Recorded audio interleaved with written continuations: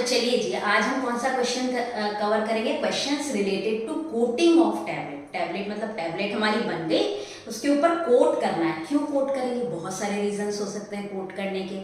मान लो टेस्ट उसका कड़वा है तो उसको स्वीट टेक्सचर देने के लिए कोट कर दिया, या फिर टैबलेट हमारी एटमॉस्फेयर में खराब हो जाती है तो उसको एक तरीके की कोटिंग दे दी ताकि वो एटमॉस्फेयर में खराब नहीं हो, राइट। तो इस तरीके से बहुत सारी कोटिंग की जाती है।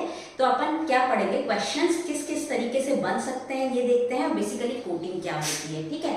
तो देखिएगा, ये हमारा कोटिंग, ये हमारी टैबलेट है, इसके चारों तरफ कोटिंग कर दी है ना। किसी भी चीज की कोटिंग कर सकते हैं। हम देखते हैं किस किस चीज की कोटिंग हो सकती है। तो आप देखिएगा, मान लो मुझे उस टैबलेट बिटर है, उसका मास्क करना है, यानी टेस्ट और ऑर्डर को मास्क करना है, छुपाना है, ठीक है। यहाँ पे टेस्ट लिखा हुआ है, आपको लाइट की वजह से दिख नहीं रहा होगा, राइट। तो टू मास्क द टेस्ट और ऑर्डर, तो मुझे कुछ स्वीट सा कोट करना पड़ेगा, तो सिरप, शुगर कोटिंग आ जाएगी। क्या आ जाएगी? Sugar coating. यानी कि शुगर कोटिंग क्यों की जाती है? To mask the taste and odour, right. ये आपको क्लियर हो गया क्वेश्चन। सेकेंड, कभी कभी कुछ टैबलेट एटमॉस्फेयर से मॉइस्चर एब्जॉर्ब कर लेंगे या हीट के कारण, ऑक्सीजन के मतलब ऑक्सीडेशन होने के कारण खराब हो जाती है।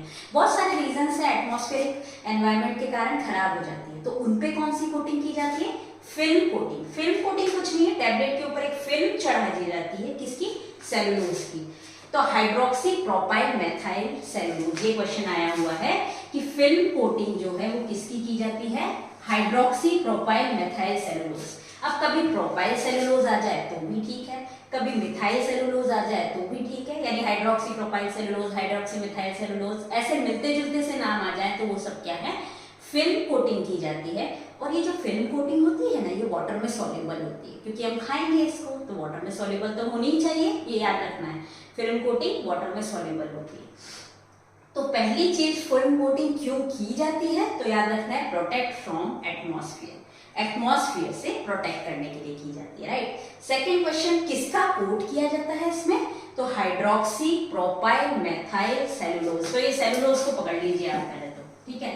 तो इससे मिलते जुलते नाम hydroxy ethyl cellulose, hydroxy ethyl cellulose या हाइड्रोक्सी इथाइल सेलुलोज, इस तरीके के कुछ नाम आए तो वो क्या है? फिल्म कोटिंग है। और ये क्वेश्चन तो आया हुआ है कि फिल्म कोटिंग की तरह यूज होता है कौन सा मटेरियल? तो ये ऑप्शन में था hydroxy propyl methyl cellulose, right. Next आता है एंटेरिक कोटिंग। एंटेरिक कोटिंग मैंने आपको पहले भी पढ़ा दिया है। कैसे?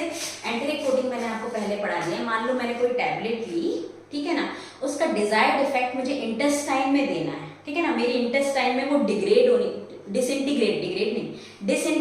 चाहिए, टूटनी चाहिए और वहां एब्जॉर्ब होनी चाहिए। लेकिन इंटेस्टाइन में जाने से पहले वो कहाँ जाएगी? स्टमक में। तो मुझे कुछ उस पे ऐसा कोट करना है कि ये स्टमक में जाके टूटे नहीं तो वहां एब्जॉर्ब हो जाएगी।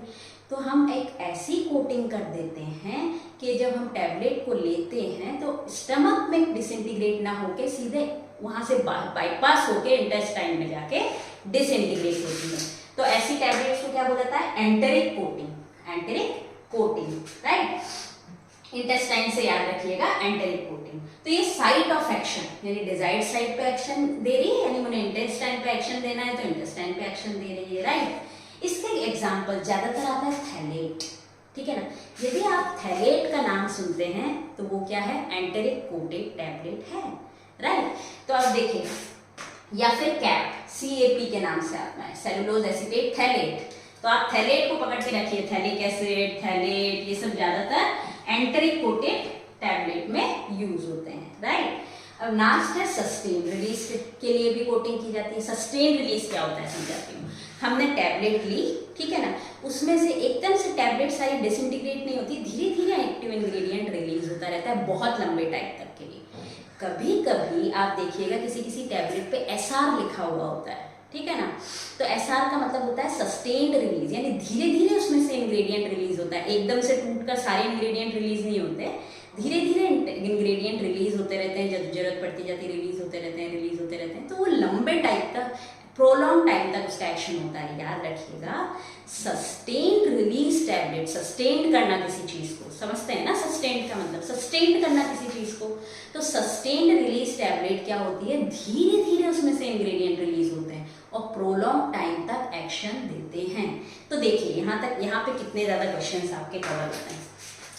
तो आप देखिएगा, फर्स्ट यदि मुझे ऑर्डर और टेस्ट मास्क करना है ना, यानी कड़वी है तो उसको मास्क करना है तो शुगर कोटिंग कर दी मैंने। यदि मुझे प्रोटेक्ट करना है एटमॉस्फेयर से तो मैंने कौन सी कोटिंग कर दी, फिल्म कोटिंग कर दी। फिल्म कोटिंग में भी क्वेश्चन आया हुआ है, हाइड्रोक्सी प्रोपाइल मिथाइल सेलुलोज की कोटिंग की जाती है, हाइड्रोक्सी प्रोपाइल मिथाइल सेलुलोज की। कभी आ जाए हाइड्रोक्सी प्रोपाइल सेलुलोज, कभी आ जाए हाइड्रोक्सी मिथाइल सेलुलोज, तो सब फिल्म कोटिंग से रिलेटेड है। नेक्स्ट मैंने आपको बताया एंटेरिक कोटेड, तो याद रखिएगा एंटेरिक कोटेड स्टमक में डिसइंटीग्रेट ना होके इंटेस्टाइन में डिसइंटीग्रेट करना है उसको, ऐसे मटेरियल से मुझे उसको कोटिंग करनी होती है। तो ज्यादातर क्या नाम आता है, थैलेट या फिर CAP, कैप के नाम से आता है, सेलुलोज एसीटेट थैलेट, ठीक है, थैलेट याद रखिएगा बस, इसमें भी थैलेट है, राइट।